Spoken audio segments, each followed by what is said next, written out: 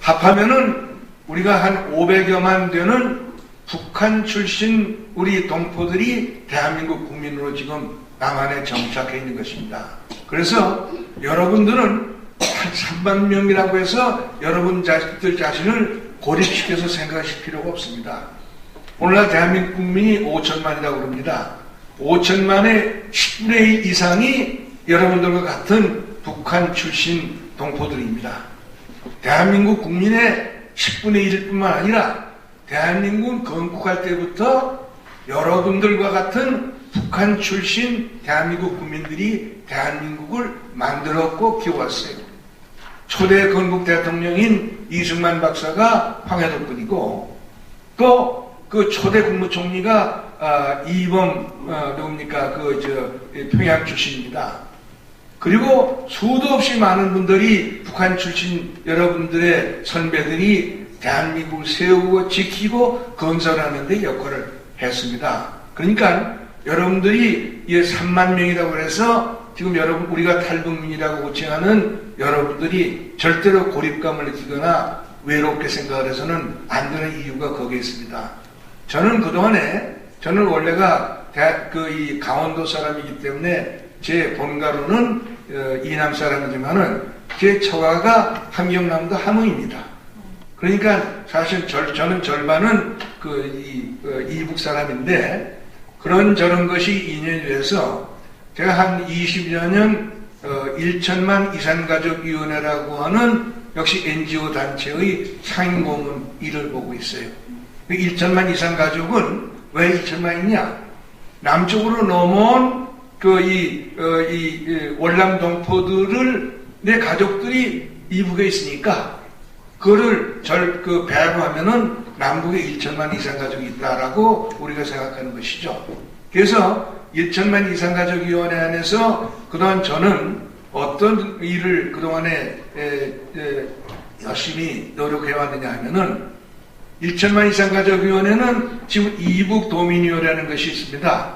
이북 7개 도의 도민위원회라는 것이 구기동에 이제 위치하고 있는데 이 이북 7개 도민회하고 말하면 제휴해서 모든 이북 출신 동포들을 이산가족의 차원에서 도와드리는 일을 하려고 하니까 특히 최근에 북쪽에서 넘어오신 이 3만 탈북민들이 이산가족의 일원으로서 이산가족위원회에서 하나의 용광로가 되도록 하는 일을 좀 열심히 노력을 하고 있습니다. 아직까지도 그 성과가 시원하게는 안 됐지만은 금년에 이제 1천만 이산가족위원회 위원장이 바뀌었고 그렇기 때문에 그 노력을 좀 더 배가려고 하니까 북한 민주화위원회하고도 1천만 이산가족위원회 간의 협력 관계가 이렇게 이루어지기를 기대하고 그렇게 노력을 하려고 합니다.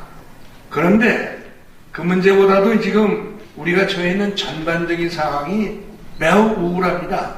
아까 허광일 위원장께서도 예들어서 말씀을 하셨지만은 우리 대한민국의 정치, 사회 정세가 그렇게 아주 명랑하지가 않습니다. 특히 작년부터 새 정부가 들어섰는데 새 정부를 이끌고 있는 대통령은 이분 자신이 북한 출신이에요. 자신이 북한 출신이 아니라 그 아버지가 1950년 12월 흥남 철수 때에 미군의 배에 올라가지고 거제도로 나온 그 월남동포 중에 하나입니다. 그러고 지금 대통령은 그 다음 해에 거제도에서 태어났으니까 아주 이북 태생은 아니지만은 그러나 부모가 이북 출신이니까 우리가 같은 월남동포라고 생각할 수 있죠. 그러나 유감스럽게도 이분은 자신을 우리들 월남동포들과는 다르다고 생각하는 것 같습니다.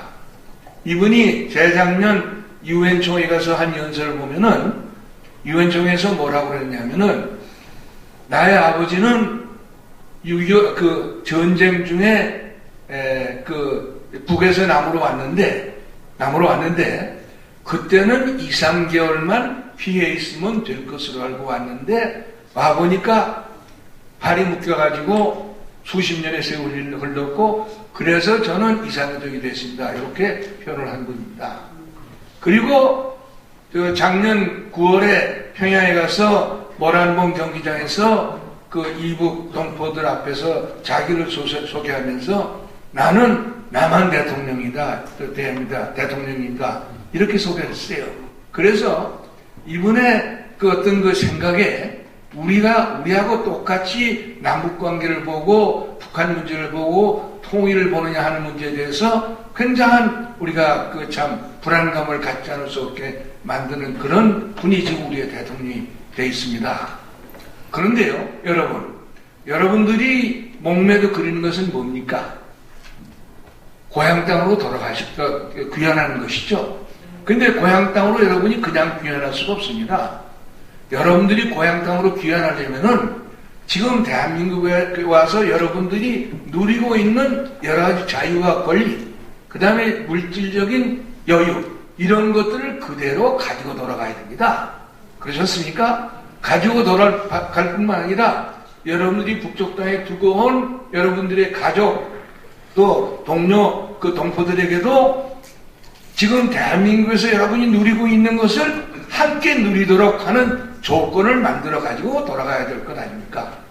이것이 이제 여러분이 우리와 함께 가지고 있는 공동의 짐입니다.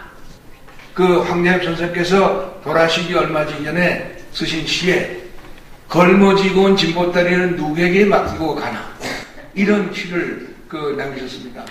그 황 선생께서 걸머지고 온 보따리는 바로 여러분이 걸머지고 있는 보따리고, 그 보따리는 여러분이 우리와 함께 걸머지고 귀환을 해야 됩니다. 그렇게 하려면은 우리가 어떻게 해서든지 북한의 체제를 변화시키고, 그리고 우리가 자유통일을 이룩해야 되는 것이죠.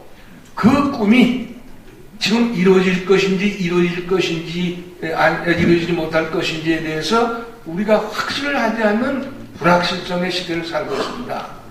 그리고 그보다도 더 큰 고통은 지금 우리 주변에서 대한민국에서 벌어지고 있는 정치, 경제, 사회 모든 상황이 우울하기 짝이 없습니다.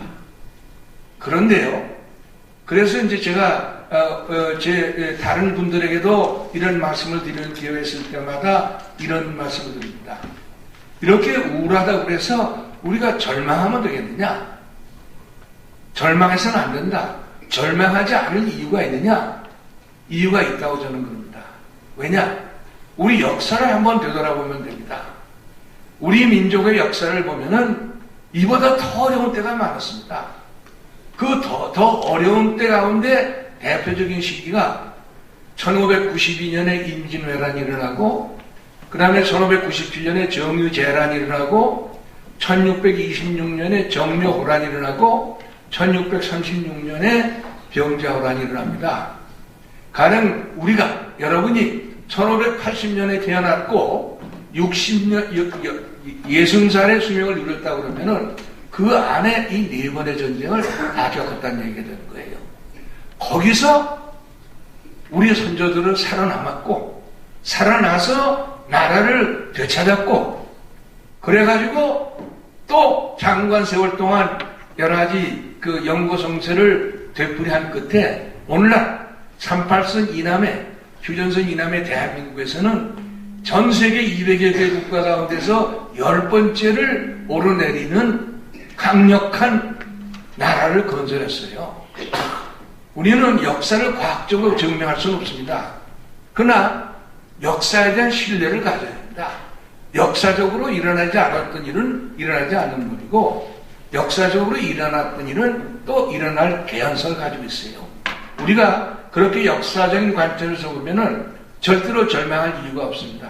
희망을 가지고 봐야 되고, 또 우리 주변에서 지금 전개되고 있는 상황을 보면은 재작년부터 우리 사회에서 전개되고 있는 이상한 상황이 별로 오래 갈 것 같지 않다는 그런 희망을 갖게 합니다.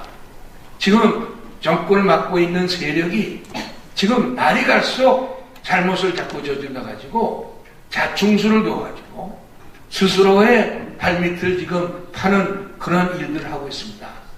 또 국민들 사이에서도 이것은 그대로 놔둬서 나라가 들떠나게 할 수 없다는 자각심이 점점 지금 커지고 있습니다.